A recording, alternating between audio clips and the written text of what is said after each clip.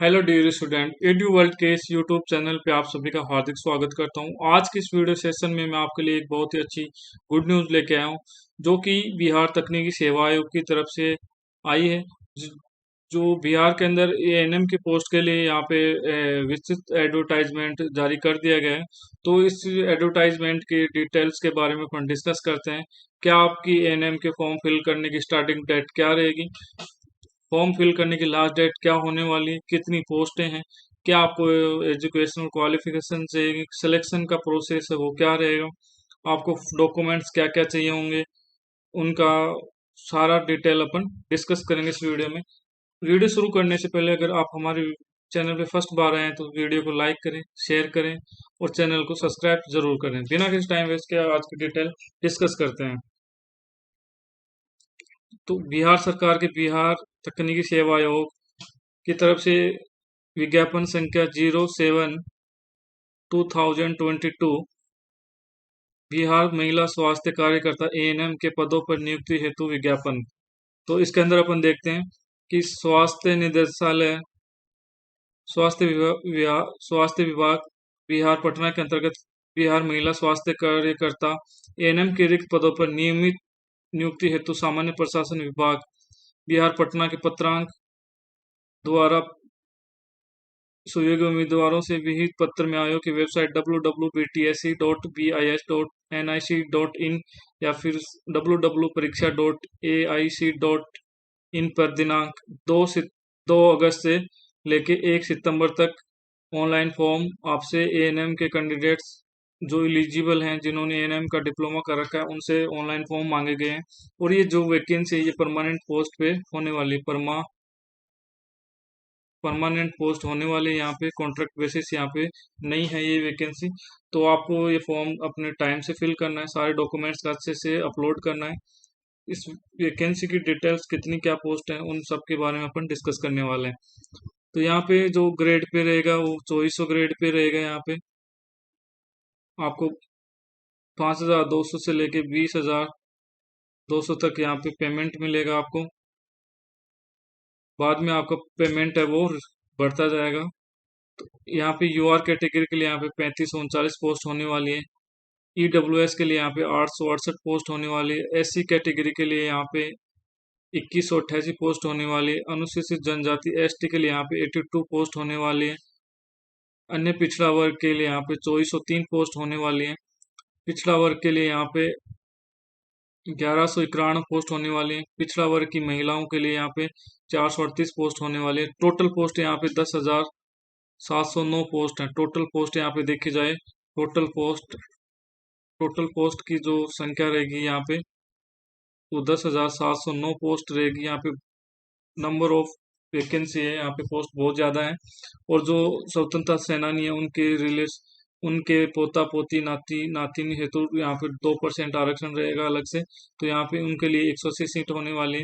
जो दिव्यांग PW candidate है उनके लिए यहाँ पे 346 पोस्ट होने वाली है। वीआई जो विजन दृष्टि दिव्यांगता है उनको 84, चलन दिव्यांगता है उनको 89 पोस्ट मिलेगी यहाँ पे। मेंटल डिसऑर्डर वालों को यहाँ पे 85 पोस्ट मिलने वाली है। और डीडी जो मूक बधिर दिव्यांगता है उनको 88 पोस्ट यहाँ पे मिलने वाली है। यहाँ पे क्लियरली लिखा गया एएनएम का पद सिर्फ महिलाओं के लिए करनाकित है, इसलिए महिलाओं के लिए 35% क्षेत्रीय आरक्षण लागू नहीं होगा।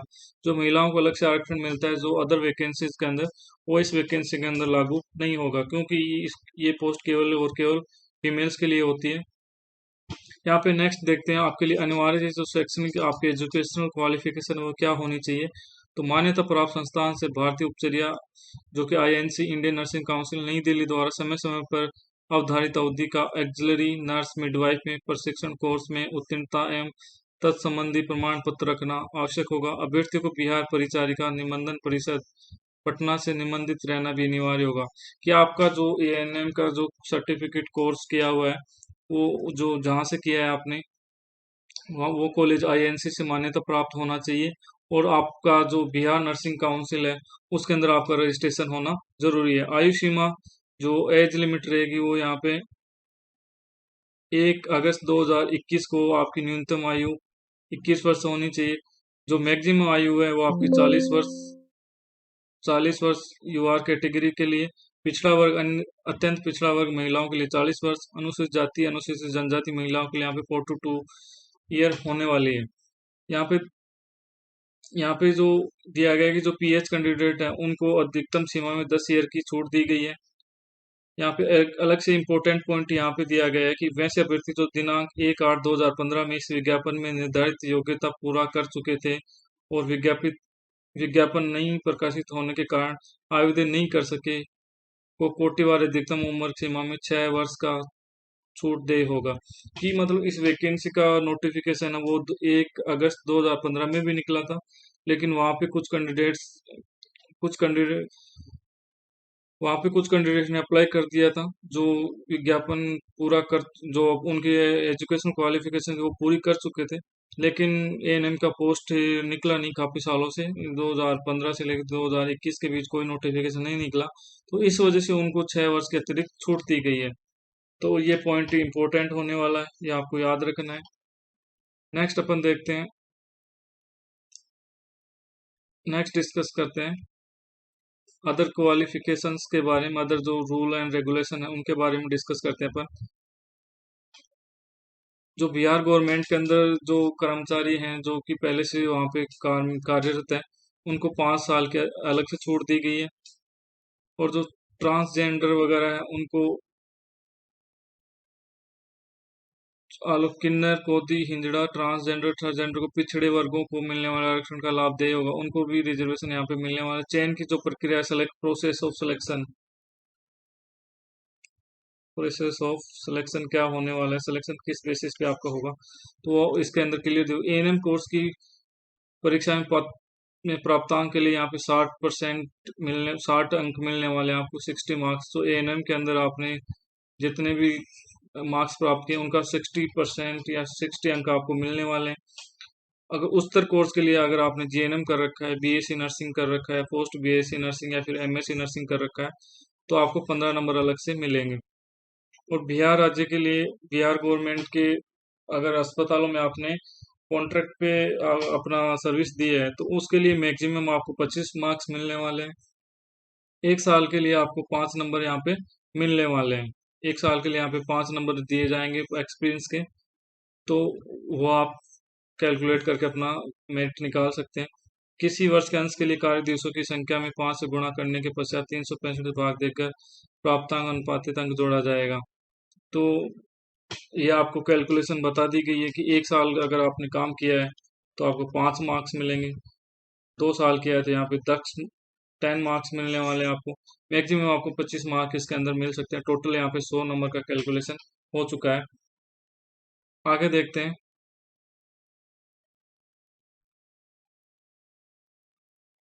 जो इम्पोर्टेंट पॉइंट है वही देखेंगे इसके अंदर।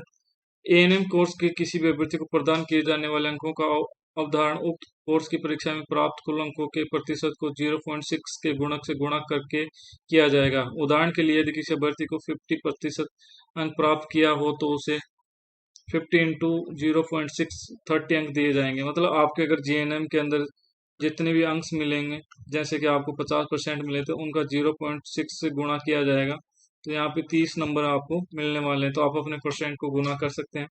इसके द्वारा इसके अलावा देखते हैं एएनएम कोर्स उत्तीर्ण होने के उपरांत उच्चतर योग्यता है तो केवल GNM BSc nursing post basic MSc nursing मान्य होगा। अगर आप इससे हायर जो क्वालिफिकेशन है वो जीएनएम को मान्य जाएगा, बीएससी को मान्य जाएगा, पोस्ट बेसिक एमएससी को भी माने जाएगा, तो उनको आपको अलग से नंबर मिलने वाले हैं। आपको वहाँ पे आपको 15 नंबर अलग से मिलने वाले हैं। अगर आपने एएनएम के साथ जीएनएम कर रखा है, पोस्ट बेसिक कर रहा है, बीएससी नर्सिंग कर रखा है, तो आपको 15 नंबर अलग से मिलने वाले हैं।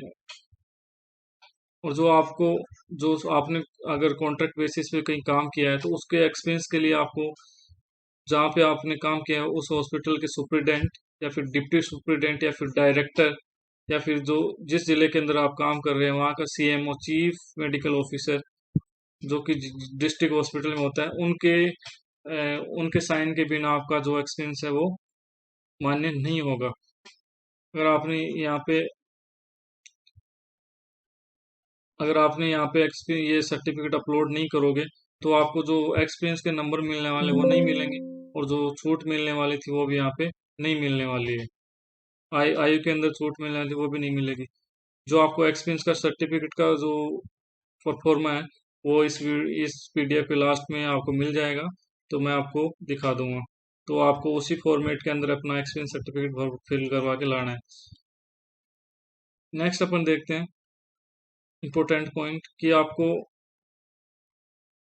अब रिजर्वेशन का जो बेनिफिट है उसको लेने के लिए आपको अपनी कैटेगरी के अंदर वहाँ पे ऑनलाइन फॉर्म भरते टाइम आपको फिल करना पड़ेगा, तभी आपको मिल पाएगा, वरना आपको नहीं मिलेगा। आरक्षण का लाभ उन्हीं उम्मीदवारों को मिलेगा जिनका स्थायी निवास बिहार राज्य में, अर्थात जो बिहार के मूल निवासी हैं। बिहार राज्य के बाहर के निवासी अभ्यर्थी को आरक्षण का लाभ देय नहीं होगा।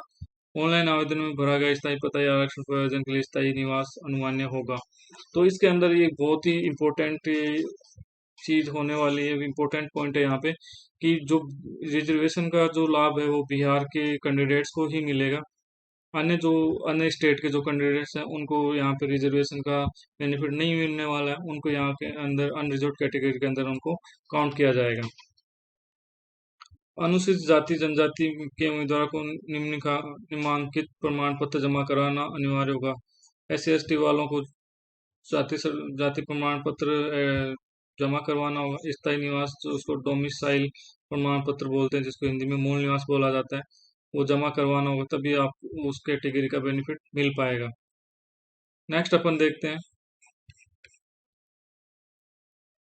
पिछड़ी जाति है। अत्यंत पिछड़ी जाति के उम्मीदवारों को निम्नांकित प्रमाण पत्र जमा करवाना अनिवार्य होगा। क्रीमिलेयर जो नॉन क्रीमिलेयर है उनको भी जाति प्रमाण पत्र देना होगा, मूल निवास देना होगा। और जो EWS के जो कैंडिडेट्स हैं उनको परिसंपत्ति प्रमाण पत्र, जो कि यहाँ पे बिहार सरकार के अधिनियम संख्या 26/22 दिनांक 26/2/2019 को जारी किया गया था, उस फॉर्मेट के अंदर आपको EWS का सर्टिफिकेट बनवाना है और आपको प्रमाण पत्र भी देना पड़ेगा, जो स्थायी निवास प्रमाण पत्र है। यहाँ पे एक सबसे इम्पोर्टेंट पॉइंट यहाँ पे होने वाला है फीमेल्स के लिए जो कि मैरिड हो चुकी हैं, तो उनके लिए यहाँ पे बहुत इंपॉर्टेंट पॉइंट याद ध्यान में रखना है। महिला अभ्यर्थियों हेतु जाति प्रमाण पत्र, अनुसूचित जाति एवं जनजाति, SC ST एवं क्रीमिलेयर रहित प्रमाण पत्र, नॉन क्रीमिलेयर, पिछड़ा एवं अत्यंत पिछड़ा हेतु पिता के नाम एवं पता सहित निर्गत होना अनिवार्य है। पति के नाम एवं पता सहित निर्गत प्रमाण पत्र मान्य नहीं होगा। जो फीमेल्स हैं SC ST की और पिछड़ा और अत्यंत पिछड़ा वर्ग की, उनको कैटेगरी का बेनिफिट्स लेने के लिए जाति प्रमाण पत्र जो पिता की साइड है वहाँ पिता का नाम और पिता का एड्रेस वहाँ पे होना चाहिए। जो हस्बैंड का एड्रेस है और जो हस्बैंड का नाम है वो उस नाम से जो सर्टिफिकेट है वो मान्य नहीं होगा।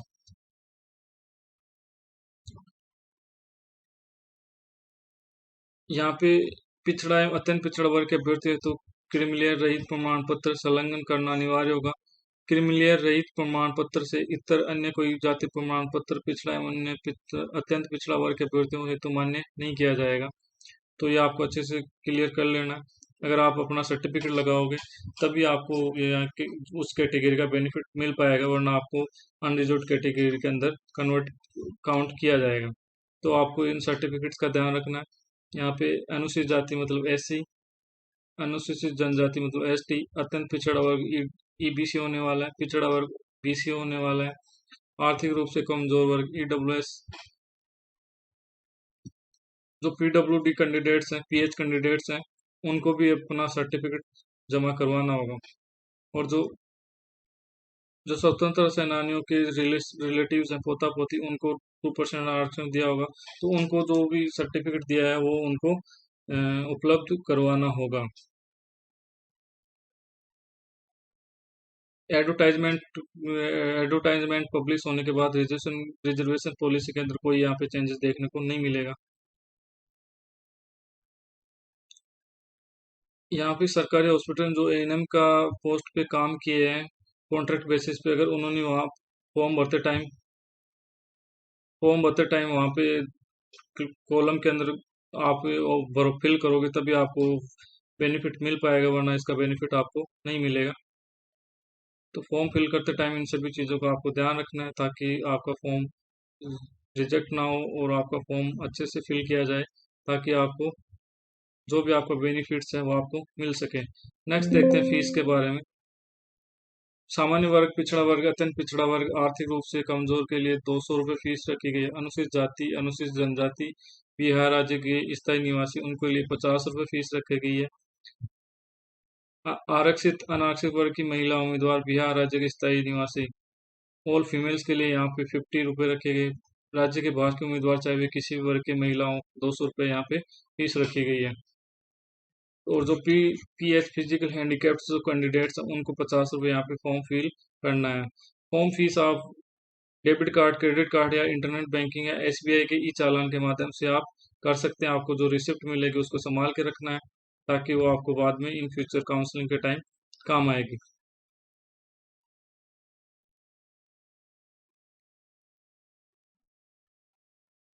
जो भी आपके डॉक्यूमेंट्स है जो उस टाइम काउंसलिंग के टाइम आपको योग्यता सभी प्रमाण पत्र तथा शैक्षणिक प्रमाण पत्र, बिहार परिचय का निबंधन परिचय, आरक्षण हेतु निर्गत प्रमाण पत्र, कार्य अनुभव हेतु निर्गत प्रमाण पत्र वही मान्य होंगे जिनका उल्लेख उम्मीदवार ने अपने मूल आवेदन के अंदर किया है।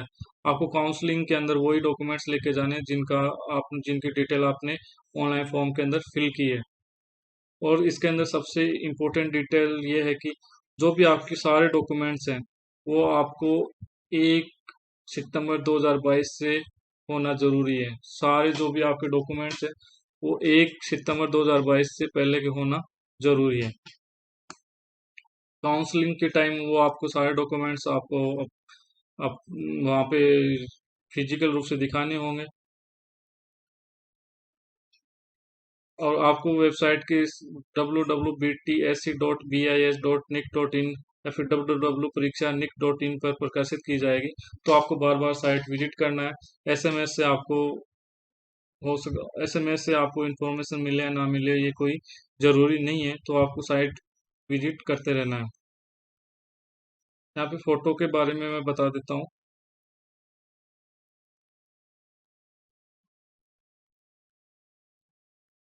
यहाँ पे फोटो के बारे में यहाँ पे आपको सारे जो अपने डिटेल्स हैं वो आपको अच्छे से डालनी है।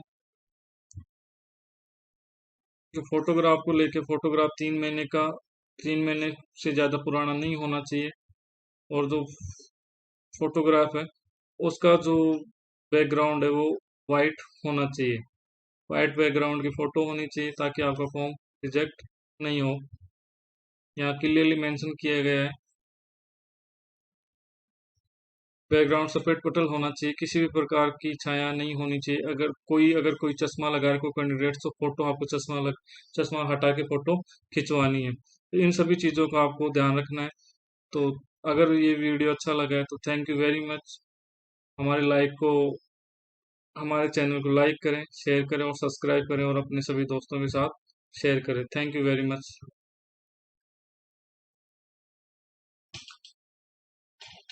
जो आपको अपने एक्सपीरियंस सर्टिफिकेट के बेनिफिट के लिए एक्सपीरियंस सर्टिफिकेट के नंबर्स लेने के लिए आपको ये सर्टिफिकेट है वो अपलोड करना पड़ेगा।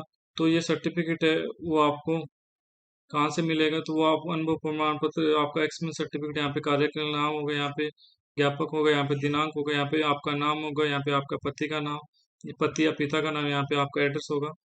और यहाँ पे ये सारा फॉर्मेट, दिनांक, कब से कब आपने काम किया, किस पोस्ट पे काम किया, तो ये सब यहाँ पे कितना आपको पेमेंट मिलता था, यहाँ पे कार्यालय की मोहर लगी, यहाँ पे निर्गत करने वाले सक्षम पदाधिकारी का पद पूरा नाम, पता, और यहाँ पे पोस्ट का नाम रहेगा, कौन सा विभाग के अंदर आपने काम किया है वो सब इसके इसके अंदर लिखा हुआ है। तो आपको ये सर्टिफिकेट जो अनुभव प्रमाण पत्र, एक्सपीरियंस सर्टिफिकेट, ये एक इसी फॉर्मेट के अंदर फिल करवा के लाना है, जहाँ से तभी आपको आपके जो एक्सपीरियंस के नंबर है 25 नंबर मैक्सिमम। अगर आपने 5 साल काम किया है तो 25 नंबर मिलेंगे। अगर आपने 1 साल काम किया है तो आपको 5 नंबर मिलेंगे। 1 साल के आपको 5 नंबर मिलने वाले हैं।